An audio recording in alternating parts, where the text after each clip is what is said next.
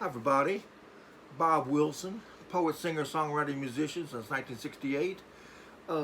Saturday, June 26, 2021. My 186 CD. I'm doing this documentary on Jimi Hendrix. What happened to Jimi Hendrix? Jimi Hendrix was one of my biggest inspiration. Now Jimi Hendrix passed away. Now I'm trying to get these dates correctly. Remember, I'm 70 years old. He passed away September 18th, 1970. And I was 29 years old. I bought this guitar, a brand new Fender Stratocaster guitar. I wanted to sound like Jimi Hendrix. I bought me an amp. I bought the wah-wahs. I bought every album that Jimi Hendrix had, 23 albums. What they did when he passed away, they put studio stuff and stuff together to make more albums. So I actually have a collection. I still have a collection. I actually have a collection of about 150 rare rock and roll songs I'll never get rid of. But okay, here's the story. Okay, James Marshall Hendrix was born in Seattle, Washington. I believe he had a brother. His father was Al. His father was a gardener. They lived in a real rough neighborhood where noise didn't mean anything to the neighbors. And his father bought actually rented a saxophone, and Jimi Hendrix always wanted a guitar. Whenever Jimi was about 5 years old, his father would come to his bedroom and find his broom straw all over the floor. Jimi Hendrix was trying to play his broom like a guitar. Even at 5 years old, he was that talented. And eventually, Al couldn't make the payments on his saxophone, and they got rid of that. And Jimi actually was I believe the National Guard. He was a paratrooper. People don't realize that he was in the military. He jumped out of airplane. I think Fort Campbell, Kentucky, I believe. He broke his leg jumping out of an airplane. He was discharged. He wanted to do his music. He was in a little band in the National Guard, but he was always different. You know, I'm different too. You know, I have 3,600 songs. How come my songs haven't won a Grammy?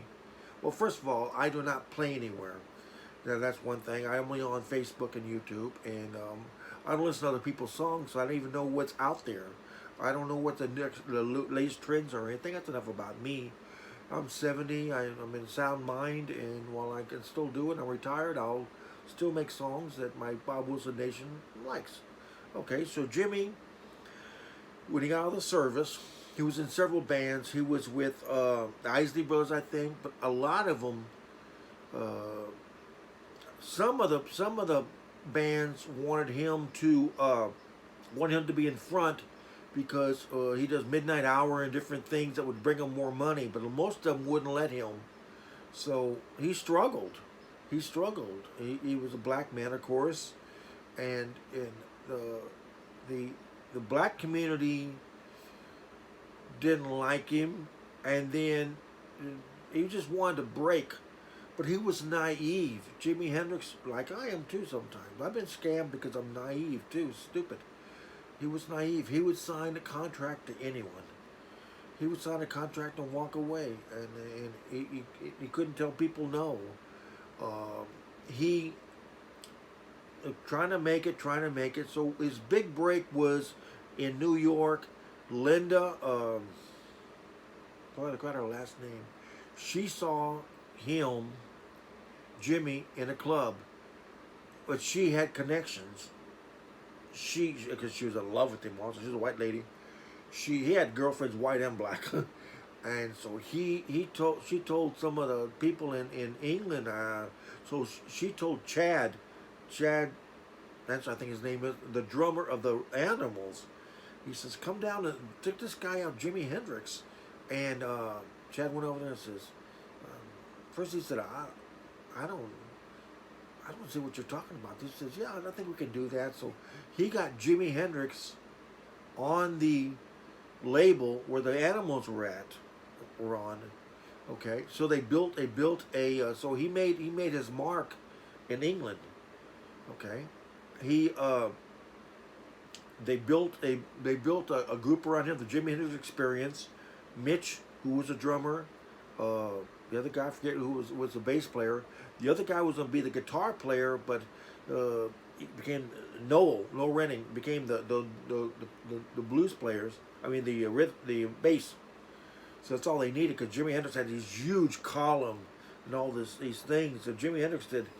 He taught himself how to play guitar, of course, and he their number one song, which some people say it was rigged to be number one, but it was "Hey Joe." So he made his mark in England, and England loved him. They called him a Black Elvis. So the Mamas and the Papas. Remember, he was only famous for 3 years. 3 years. Okay. So he Paul McCartney used to and Rolling Stones and people used to go see Jimi Hendrix. They used to hide in the back. The Who, I think, was on the same label. They Jeff Beck, who was very famous. Remember, this is from years of me research. So I'm kind of rambling here. Jeff Beck says told the lead guitar player for the Who, Peter Thompson, says, "Hey, this guy Jimi Hendrix is stealing your stuff." So he went over there and he checked him out, and he says he could understand what Jeff was saying, but Jimi Hendrix was doing it to Jimi Hendrix was playing with his teeth, playing behind his back, wailing blues that no one has ever heard ever since. Before, since Jimi Hendrix was the greatest, he influenced hundreds of people. Okay, so the Paul McCartney actually called the Mama and the Papas, John Phillips, who was doing Monterey Pop in Monterey, California in 1967, and say, "Hey, put this guy Jimi Hendrix Experience on there." So he did. So the Who came, and they were in the back in the dressing room with Janis Joplin and everybody else. They were back there. But they had a rivalry between the Who and Jimi Hendrix. So Jimi Hendrix said, "I'm not going to play behind you, the Who." The Who said, "No, we're not going to play behind you." And the Who said, "Look, we're not going to play after you." Okay, Jimi Hendrix said, "Okay." So Jimi Hendrix stood on a chair and played some of the greatest blues with just by himself. And he played last, but he says, I'm going to play after you, but I'm gonna do all stops." He did the rolling, he did singing the Guitar Fire, which I did not like. Well, people who watch Monterey Pop and Jimi Hendrix he's making love to his guitar, and he's pushing his guitar against the amplifiers. They're actually the road manager H was behind there holding the column from falling down. And he actually took very good care of his guitars. He on his last performance, he'd have one of his cheaper guitars because that he broke, but he actually took very good care of his guitars. He was left-handed, and that's one thing. One thing when they're in the military, every time they were going to play a gig, he's managed to pawn his guitar, and so the band members had to get his pawn out thing work because he needed the guitar. Okay, Jimi Hendrix wasn't that organized. Okay. He was a kid, man. Give me a break. So okay, he played Monterey Pop, and he was fabulous. He did a song. He loved Bob Dylan. He loved all along the Watchtower. Even Bob Dylan. Bob Dylan used to play Jimi Hendrix version of it. He loved Bob Dylan. He took drugs, but like everybody else. But he had a drug dealer who would take drugs before him to make sure it wasn't a bad trip. He didn't like needles or anything. And the thing about him being a heroin addict, that's not true. And rats sleeping on him, that's not true. That's not true. He was too naive. So the hanger-ons, when he started making the money, he got with this manager. I forgot the manager's name. This really ruthless guy. This manager had power of attorney over Jimi Hendrix. This guy, Jimi Hendrix, did not have a will. Jimi Hendrix is only famous for 3 years. When he played, when he played Woodstock, he told him, the only way I'm gonna play Woodstock, I'm gonna be the last performance on Woodstock. And the original members were gone already.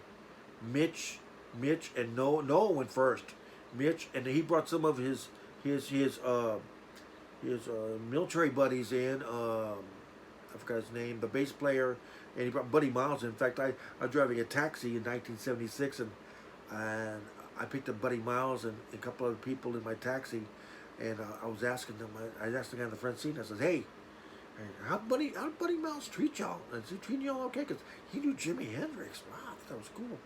And when we got out, we went from the airport to the Hilton Hotel downtown. When we got out, and when I was taking the luggage out, the guy said, "That was Buddy Miles in the back seat."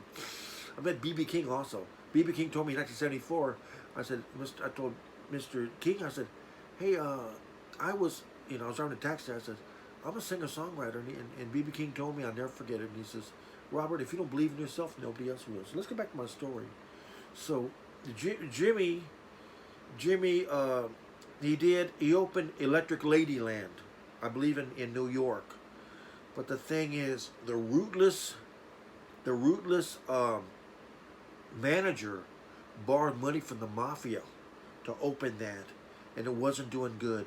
See, Jimi Hendrix, all he cared about was music, writing his own songs and his music. And people, when they saw him do something 6 months ago, rolling on the thing and playing behind his teeth, gimmicks, he says, I do what I feel like doing. I don't want them, I'm not a trained monkey.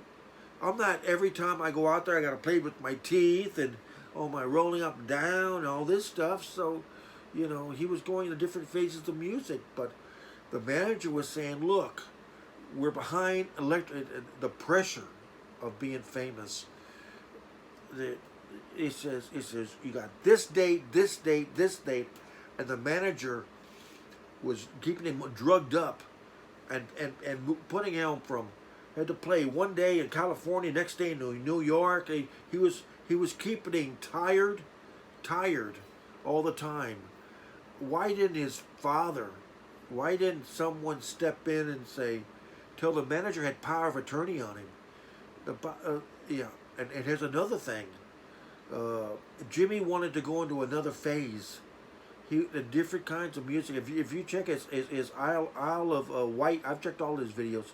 His Isle of Wight, it was more of a bluesy stuff, and I loved his dress. He did his dresses, different things. But here's the thing: Jimmy loved women. He loved women. There's reports he beat up women sometimes. I don't know about that, but he loved women. He had a lot of girlfriends, and they had palimony suits. Like they had a couple of kids from this and that and the other, because after he passed away. He was only 27 years old. But his manager, here's in a nutshell, his manager had a $2 million life insurance policy on him. And Jimmy was going to change managers. He's already talking to people, to his attorneys, because he was going to change managers. Because the guy was stealing him blind, stealing all his money. He had power of attorney on him. He was keeping him drugged up, keeping him tired. And when the day that he passed away, he only knew that woman that he was with, the white woman, Monica. Monica's German. She was from Germany, from a well-off family, but she had her sights set on Jimi Hendrix. And so they only knew each other for a couple of days, or not very long. He was tired. She actually took pictures. If you check around, there's pictures of him the day before he passed away. They were like in the garden drinking tea or something in England. She was snapping pictures of him and everything. And he got invited to a party. She was all pissed off, and she got screamed. She ran out of the party, and he come home about 2 in the morning. He was drinking red wine over there, and he still had his clothes on. You know, still has his clothes on. Now, Monica had some sleeping pills that was in German that was like 4 times stronger. Many people have overdosed on these sleeping pills. Now, here's the controversy. Okay, you tell me. Jimi Hendrix and his manager owed the mafia hundreds of thousands of dollars for Electric Ladyland. The manager was a crook and had a power of attorney and a $2 million life insurance policy on Jeffrey something or other was his name, on Jimi Hendrix, and Jimi Hendrix then changed managers in 2 months. Monica, who was obsessed with him, like if I can't have him, nobody else will, and gave him these sleeping pills that was in German that was 4 times stronger or so, and many people have overdosed and died on them. Okay, so here's the funny, here's the great part, and you tell me what you think. Here's the different strategies on this thing. Now, he came home about maybe 6 in the morning, had his clothes on, he's drinking red wine. Okay, she claims she could not wake Jimi Hendrix up, so she called Eric Burden of the Animals, who was near there. They come over there, they couldn't get him up. So first thing they did, they called the French to get all the drugs out of the apartment, because in England they'll arrest you for any, like John Lennon, they arrested John Lennon for a little bit of marijuana, which wasn't his. They thought it was Ringo Starr's or somebody else, somebody had lived there before him, and they had that was the only drug bust they ever had, John Lennon. But that's no story. So what they did when he was dead, Eric Burden, the woman, they left the door open in the apartment and left the dead Jimi Hendrix there. When the EMS arrived, he was there. Now, Dr. Jeffrey Hunter, who I believe what he says that he died of an overdose, of accidental overdose of sleeping pills. Little drugs, but not much in his system. Okay. The manager had everything to lose and everything to win, because if he died, the manager will get $2 million and maybe pay off the mafia. The mafia wanted their money. Jimi Hendrix was a meal ticket. The manager, so they had everything to win. They were saying that because Jimmy was a little stoned and everything and drunk, they held him down and waterboarded him. They poured wine down his mouth. That's one theory, which I think is probably true. The second, he just died because he took too many sleeping pills by mistake, because I mean they had him drugged up. That's what happened to Julie Garland and Mickey Rooney. They would keep them pills back in the 30s and 40s. They'd keep them pills. They could stay up for 2 or 3 days, and then the pills to go to sleep. Mickey Rooney got out of that mess, but when he was 93 years old, his 8th wife and son was killing him, stole his money, were killing him. But that's another story. And then, of course, Judy Garden died of drugs. She couldn't get out of that pattern. Okay. Long story short. Okay, so now here's the thing. Monica, and I believe it was 1996, committed suicide. The one that brought these pills, the ones that left Jimi Hendrix, a dead Jimi Hendrix, in the apartment, cleaned all the drugs out and left. Eric Burden, who's still alive, knows the truth, but he won't tell nobody. The manager died in a suspicious plane crash 4 years later. So that's basically it, everybody. The Jimi Hendrix fan, I believe Jimi Hendrix was murdered. I believe they held him down and poured wine down him. Then they were fighting over his money. It was worth that because of his things. The guitar he played at Woodstock sold for $300,000. Jimi Hendrix, His problem was he was too naive. He like me. I have 3,600 songs, 136 CDs. I never anything published. I've never had anything, and when I pass on, my executor has to control. Maybe one of my 3,600 songs might hit big after they might steal my stuff on YouTube. I am copyrighted, but that happens all the time. I don't listen to people's music. I don't care what they're doing. I'm doing what I'm doing. This is Bob Wilson Studios. Hope you enjoyed it. And this is from my 70 years experience. And peace out.